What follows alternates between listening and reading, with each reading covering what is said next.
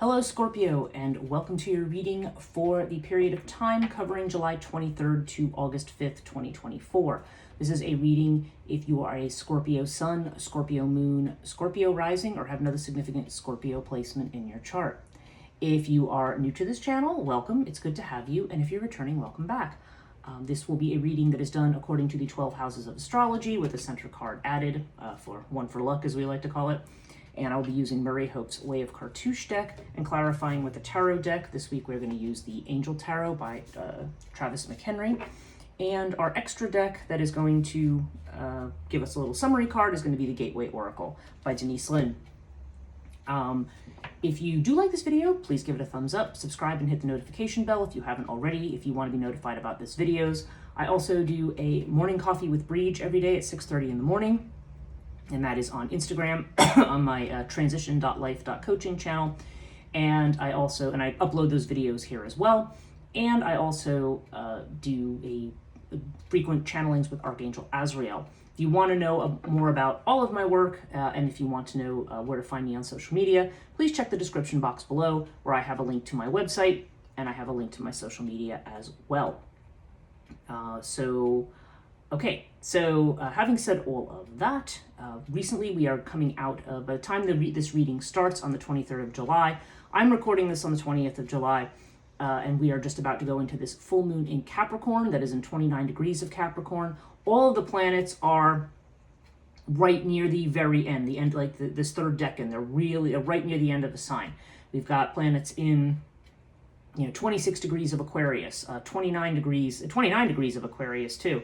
We've got, sorry, not Aquarius, Taurus is what I mean. I don't know why I'm saying Aquarius. That's really interesting. Actually, Saturn is at actually a very late degree of Aquarius, so that is the case. Mars, Uranus, they're both at the end of Taurus. That's where they are. And Jupiter is right around there as well.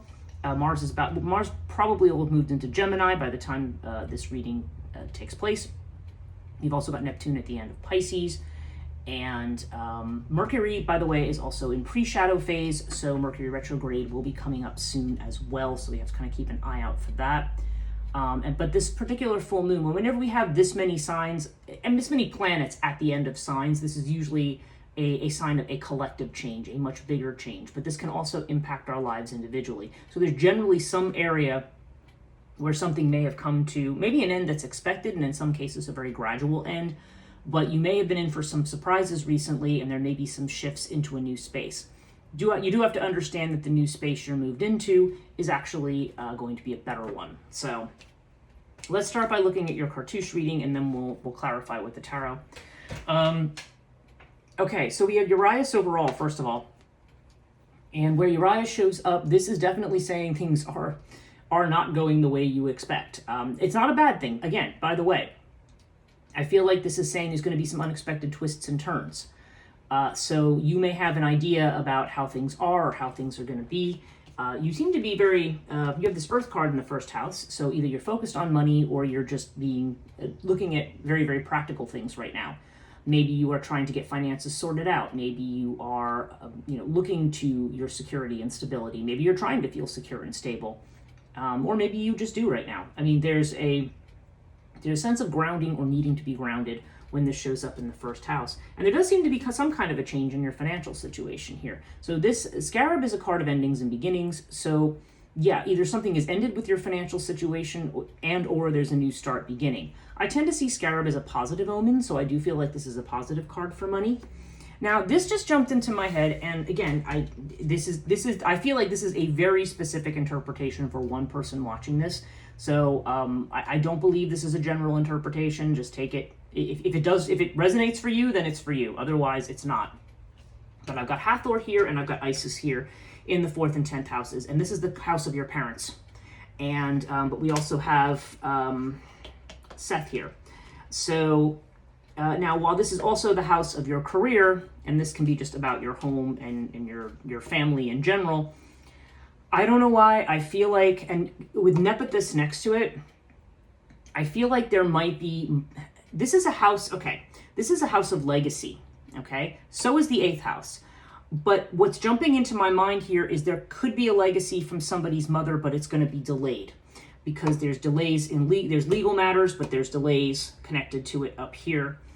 And the delays, by the way, I feel like it's something you're going to get eventually, but things may not. Maybe there's something where you're expecting something to happen right away.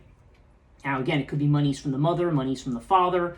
It could be just a gift, or it could be an actual inheritance or legacy. But I feel like for somebody, there's monies coming, but there's a delay. And I don't feel like I'm seeing crook and flail down here. So that whatever the delay is, it's not. It's something completely legitimate. It's not like somebody's trying to screw you out of something. I mean, it's completely legitimate, but there may be some delays around something, and maybe they're delays you don't expect. I do see, in your own house, we have water in the house of transformation. So basically it's saying there is flow and change going on in your life right now, and you just need to surrender to it. Water is, going with the flow. You've got fire also here in the 12th house, which could mean a lot of bottled up anger or rage about something, or maybe even just an intensity and a passion or an impatience about something. So that maybe you're keeping to yourself, or maybe it could also be yourself undoing. You have to be careful of fire in the 12th house because it can indicate that we are kind of keeping something under wraps and then it comes out at an inappropriate time. So, but the fact that you've got water and fire, these are very strongly emotional things. So whatever changes you have been going through recently, it's like you've got to find a way to integrate the fire and the water. It's almost like two opposite things that are going on, and I feel like there's a lot of strong emotion going on for you right now. As a Scorpio, you are already somebody who feels very deeply and very intensely, and you don't always wear that on your sleeve. But I feel like, there's whatever changes have come up recently, there's going to be a lot of feelings and a lot of, feelings like you want to move and you want to act, but it's basically saying you have to surrender to whatever's going on right now.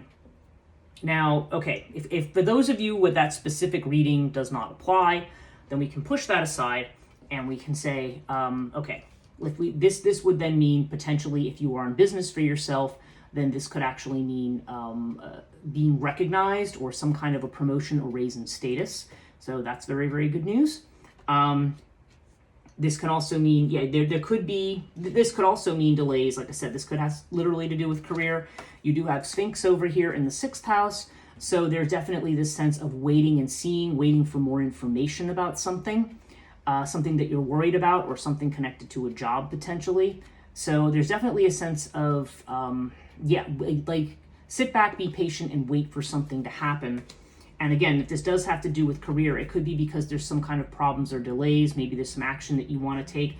But again, in that case, Isis would be a card of patience. So this may be saying there's something connected to work or career where you have to be patient and wait, even though you may be anxious to move forward right now.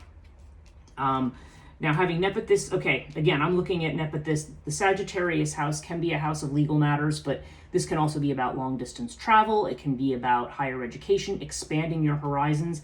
Again, it's like I think you want to expand your horizons in some way, but again, there's some kind of change, but it's just around the corner. Like whatever it is that you need to happen to get on your ship, proverbially or literally, and go somewhere, there definitely seems to be a sense of waiting because it's like there's definitely a strong energy here of you waiting for something to happen. We have 3 cards already centered around the need to be patient, the need to wait for something to come about. Those of you who, again, who are not dealing with something like legacy or whatever, Hathor in the 4th house still definitely indicates a focus on the home, the family, and potentially the mother. This is a card of, again, there may be a focus on security, on making a home for yourself. Okay, there seems to be a strong energy of that here, that your home and feeling at home is definitely something of importance to you. I don't really see strong travel omens here. So those of you who might have thought about travel or interested in traveling, it seems like it's not happening, at least not right now. As far as your hopes and wishes go, we have the Lotus card over here. So again, there needs to be this calming of anxiety, not worrying about something. There's a strong sense here that you are waiting for something. And I don't know, the fact that you have Urias in the center makes me think that maybe you think things are worse than what they are.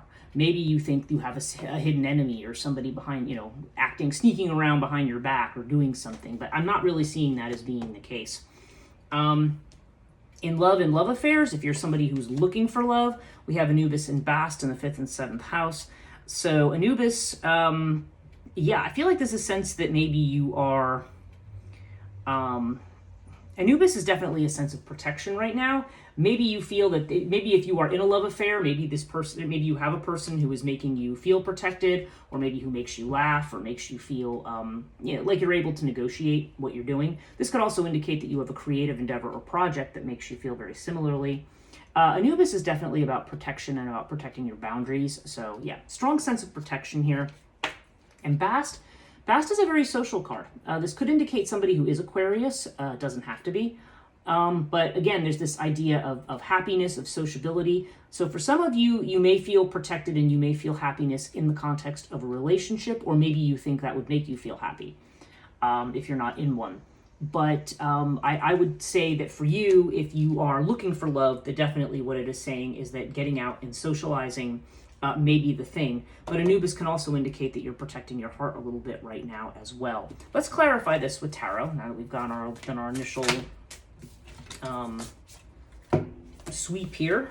We've taken our initial look at this. So let's clarify this Scorpio reading, please. Oops. Okay. Our first house, okay, we have the Hanged Man with Earth. So yeah, again, this idea of waiting for something to happen. You're having strength in the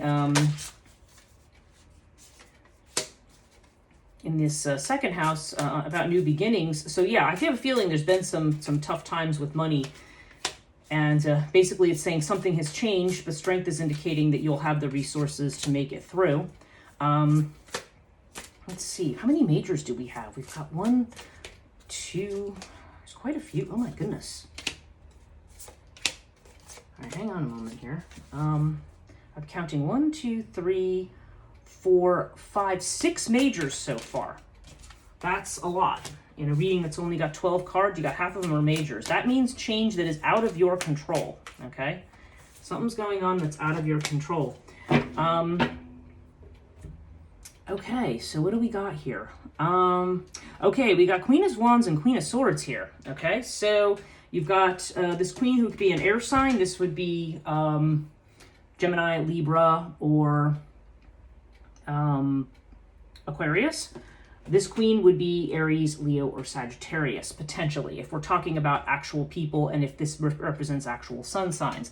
It can also represent female energy. Queen of Wands would be kind of fiery, passionate, ambitious energy. If this does have to do with a job or a career, I'm seeing this with the Magician down here. So I feel like you are ambitious, geared up. The Magician indicates ready to take action. So you are, and again, being seen, being visible. So in terms of a career, it seems like, yeah, you are, maybe you have plans, maybe you're ambitious, you're ready to go, but for whatever reason, you're delayed right now. If the person who is dealing with the legacy thing that I've saw, we've got, like I said, these two queens here. Queen of Swords could just be somebody who is very, this could be a lawyer. I mean, I don't know, but this could just be somebody who is unemotional about something, somebody who's looking at something from a purely logical and analytical standpoint, maybe somebody who's a little bit of a perfectionist possibly, but you've got that energy against the fiery energy of the Queen of Wands. So I almost feel like there's two queens who are, this is interesting because we're seeing these two female energies here in the House of Parents. So I don't know. I don't know if this is, these are two people that are involved, or if this is a matter of somebody who is passionate and impatient to move ahead against somebody who is being practical, logical, and methodical with something. Again, I still don't feel like whatever's going on is anything. I feel like it's literally just a case that you have to wait for whatever it is. Yeah, this Hanged Man in the first house, you've got this Earth card. You may be very money focused right now, or you may be focused on some very practical matters, maybe laying foundations, but this may require you to give something up. Hanged Man also says you might need to see the bigger picture of something, okay? You may be looking at something from too narrow of a lens.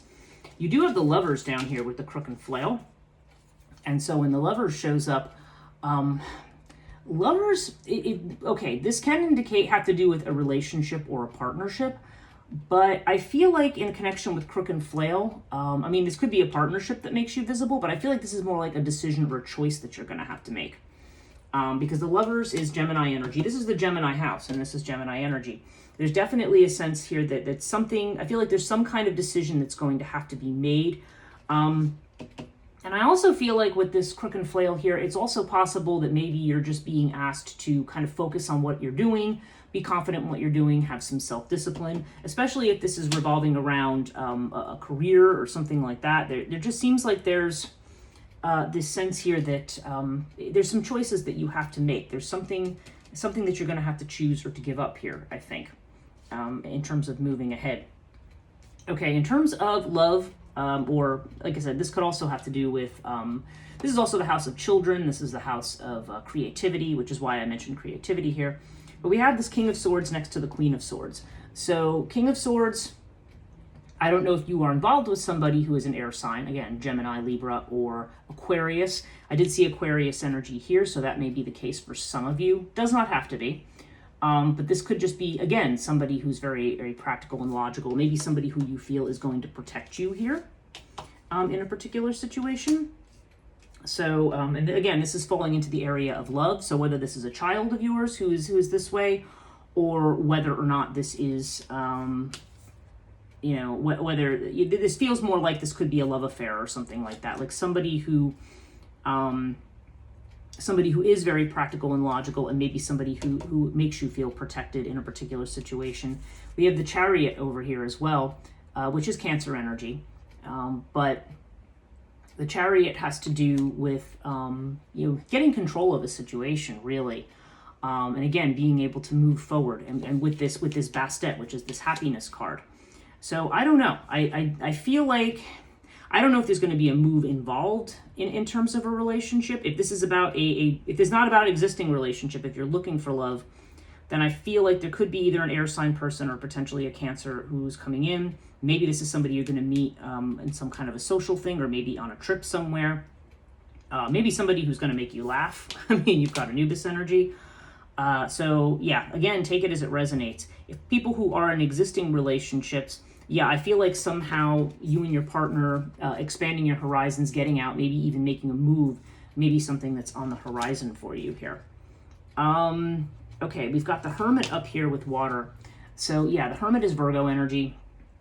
And this is also about taking a step back. This is about introspection, about thinking very deeply about something. Hermit is card number 9, and let me see how many, do you have other 9s here? You seem to have mostly 8s here from what I can see. I see 2 8s up here. You do have a 10 here in the middle. You have a couple of queens. I'm just trying to see if they're numerically where we're seeing the shifts here. You do have an 8 over here with strength. So we've got 3 8s. Yeah, 8s, that's kind of an energy of almost there. Okay, where you're not quite to the finish line yet. But the Hermit may indicate, I don't know, this could indicate something that's going to be happening for you in the fall, during the time, or like late August to actually probably to the beginning of fall, because this is the time of Virgo. Maybe there's something that's going to be going on for you there. Or it could just indicate that, you know, perhaps with all the changes, maybe you're going to take some time out for some introspection. I am seeing the 8 of Swords with fire over here, so you are in a mental tangle about something. You are kind of seeing only one way for something to go, or you are only looking at something one way, which is probably why you have the Hanged Man telling you that you need to think about something more broadly. We do have the 8 of Cups here with the Lotus in terms of your hopes, wishes, and friendships.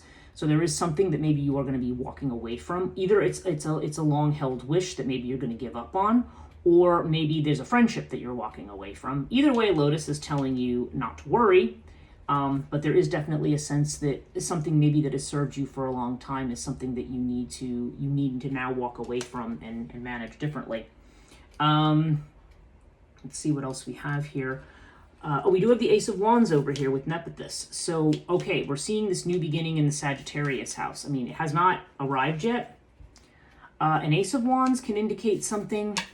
It can be, it's in a time period of 1. So it could be 1 week, probably not 1 day. 1 week, 1 month, 1 year. Okay, all that's possible here, depending Nonetheless, I do see that whatever big changes are coming, remember I'm mentioning that this is a time of profound change for people. The main area of change for you here does seem to be, I mean, yeah, it does seem like you're walking away from certain things, but it does seem like this is going to be, it's this ninth house here. So I don't, again, whether this has to do with a legal matter, a long journey that you end up taking at some point, or just some other way that you're expanding your horizons, going back to school, new spiritual beliefs, something like that. There definitely is, this new beginning is definitely falling in this ninth house. And this is also a card of an area of freedom as well. But it's something that has not manifested yet. That seems to be where the change is going to be. I do think that things are going to open up for you, and I do see that definitely that change is coming in and that there's a lot of feelings right now. But there's just something here, Scorpio, about you not quite being there yet. You do have with Urias, you have the Ten of Pentacles. So, okay, for those of you with this legacy thing, this does seem to indicate legacy definitely coming in. It's just something that's going to take some time. So, I don't know, maybe there's going to be some, maybe that's this Queen of Swords energy down here. Maybe you feel somebody is kind of coldly cutting you off from something, but they're really not. It's just something that's going to take some time. So, your overall card here, okay, we have the Making a Difference card in this deck. And the saying on the bottom is, my inner light shines far and wide. So let's see, what does that, let me find that in here. Okay, the universe wants you to know, sometimes the smallest actions can have the greatest impact. Perhaps it's a smile shared with a stranger, a kindness extended to an acquaintance, or a favor done for a friend. This is akin to the story about the man who returns beached starfish to the sea. Although he knows he cannot possibly save them all, he continues his work because it makes a difference to the few he can save. You can and will change lives. Take steps today that will make a difference in the life of another. So this is interesting because I feel, Scorpio, I think you tend to be a very private sign just by your nature. And what this seems to be saying is that there needs to be, it's certainly for everybody, regardless of sign, there's definitely been a pointing to a future in which we have to start looking more to what we can do for other people than what we do for ourselves. And this is not to imply that you're a selfish person, because that's not what this is saying. But a lot of times our goals and everything may be focused on things that are just within our own sphere, and it may just be that we have to start turning our attention outwards. Like we're gonna have what we need. We may not be there yet, but there seems to be this need to open perspective and look outside your own immediate sphere of influence in terms of moving your life forward. Definitely expansion of your horizons is the way forward for you. With that Sagittarius energy, having trust in the universe and moving towards that direction that you want to go. So, I hope this reading was helpful for you, Scorpio. Thank you so much for watching. If you did enjoy this video, give it a thumbs up. Subscribe and hit the notification bell if you want to be notified about these videos. Thanks for watching, and we'll see you in August.